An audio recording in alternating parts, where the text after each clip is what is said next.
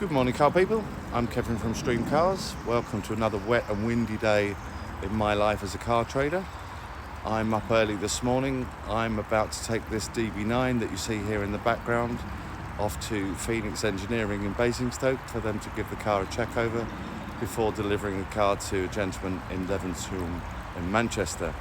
So I'm going to document that journey, see what happens along the way, and take you all with me. Hope you find it interesting. Right, I'm down here in Basingstoke at Phoenix Aston Martin. They're an Aston Martin specialist run by Paul and Andrew, a couple of guys that I've known in the Aston Martin world for a number of years now.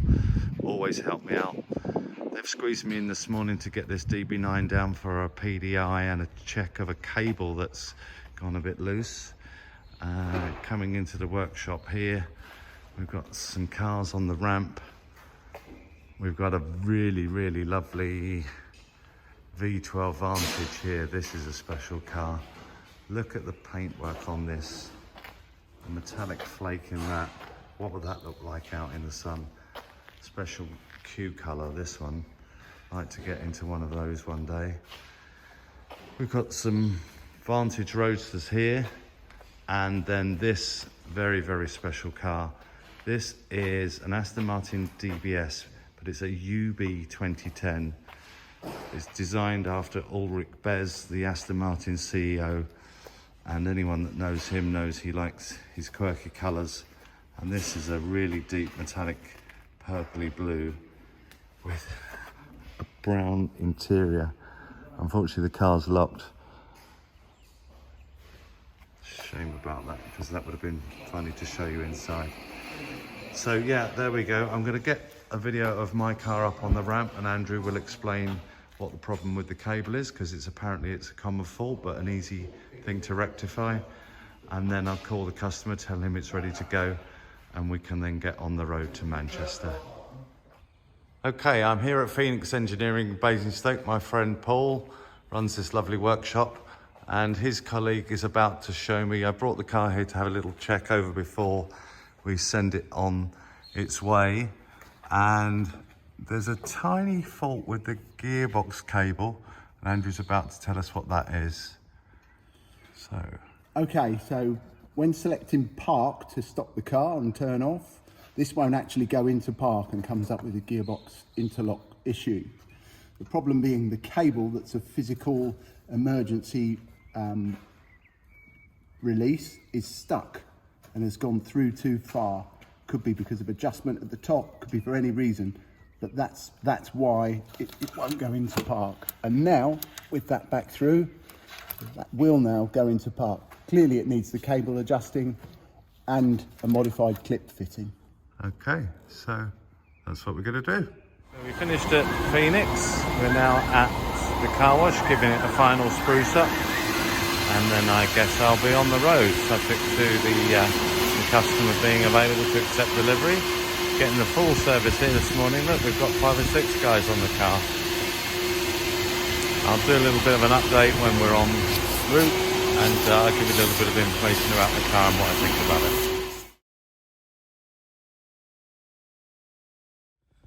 Right, well, I'm well underway now. In fact, only an hour to go.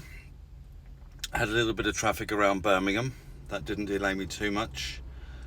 Thought I'd stop for a comfort break and a cup of coffee and an opportunity to tell you a little bit about the car. So it came into me from an Aston Martin dealer up north. They'd taken the car in part exchange, obviously a little bit too old and high mileage for them to retail. They contacted me. It's exactly the type of car I like to sell because it had such a wonderful service history, and I think it's excellent value on the second-hand market. The car is a 2009 59. It's done a fraction, just clicked 84,000 miles actually on the way here. Car drives perfectly, so no worries with that. I had it inspected before I left, as you saw this morning. Interesting question then to those of you out there. This car was £31,000. On Auto Trader, it was a great price. Would you prefer a later car with the newer style dashboard, the ECU, glass engine key and the later buttons? The later car being a high mileage car? Or would you prefer an older car with fewer miles? I know which one I prefer, but an interesting question. I was also thinking while I was in the traffic jam about the amount of money that's been spent on this car and what it's contributed to the economy. Let's say the guy paid, I don't know, it would have been something like £90,000 back in the day with these options. He's had the car serviced at Aston Martin 10 times. If you say an average of £2,000 a service, well, there's 20 grand. Fuel, I calculated he would have used somewhere in the region of probably £18,000. 3 sets of tyres perhaps, £3,600, MOTs, etc. That's a substantial amount of money, and now this car looks excellent value, doesn't it? At just 30 grand. It'll still have some high maintenance bills in the future, no doubt, but it's been kept well. So I'm confident that the guy that I'm delivering it to is going to enjoy it. He actually doesn't want to be on camera, so unfortunately I'm probably not going to be able to film the handover. But after that's done, I'll do what I can, and then I'll sign off to the video towards the end of my journey. So next time you see me, we'll be in Manchester or on my way home. So here I am in a street in Levenshulme, Manchester. Terraced houses, and it's not where I expected to be coming.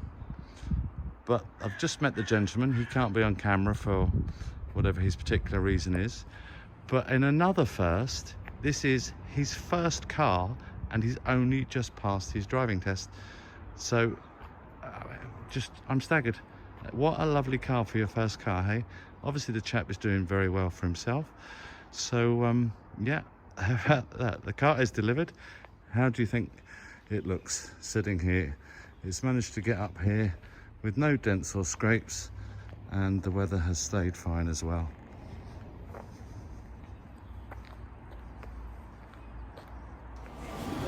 So this is me now, penultimate leg of the journey. That was a bit interesting, wasn't it? That guy, how impressive was that? That was his first car, and he's never even driven an automatic. An Aston Martin DB9, I don't know how old he was, late 20s, early 30s, but doing something right. So there's a lesson for people out there. I think I did pretty well too. He called me on Tuesday. Friday afternoon, he's had a car delivered to his drive, brand new MOT, fully checked over and ready to go. So, not blowing my own trumpet, but I am. I'm at Manchester Airport. Half an hour until the flight goes. It looks like I've got a tan, doesn't it? The sun is streaming through the window.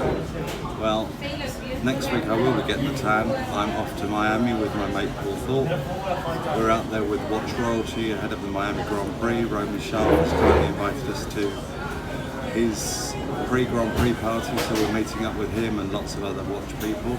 So that'll be something interesting to tune into. Until then, I don't know if I've forgotten anything, but if I have, I'll put it in the end credits. So I hope you've enjoyed that, and look out for the next car sale.